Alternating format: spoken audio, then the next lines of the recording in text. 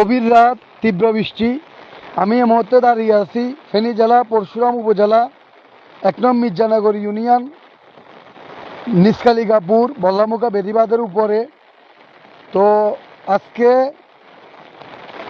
রাত 11টার সময় ভারতের বিএসএফ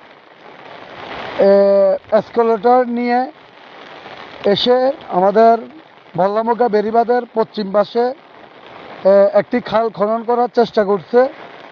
তো আসলে এই মুহূর্তে বিজিবি সতর্ক অবস্থানের কারণে বিএসএফ তাদের এসকেলেটর সরিয়ে নিতে বাধ্য হয়।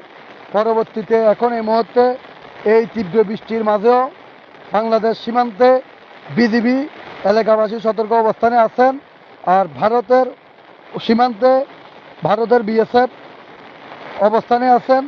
আর আজকে আরেকটি কথা, আজকে ভারতের যে সীমান্তবর্তী লাইটগুলা, আজকে একটি লাইটও জ্বলতেছে না, তাদের সমস্ত লাইটগুলা বন্ধ। এই লাইট বন্ধের কারণে আসলে আজকে বোঝা যাচ্ছে তাদের ষড়যন্ত্রটা খুবই গভীর। তো আমরা সকলে সতর্ক থাকব। এই মুহূর্তে এমনি মোহরি এবং বল্লামুখার যে ফানির উচ্চতা তেমন বেশি নাই, এত আতঙ্কিত হওয়ার ওরকম কিছু নাই।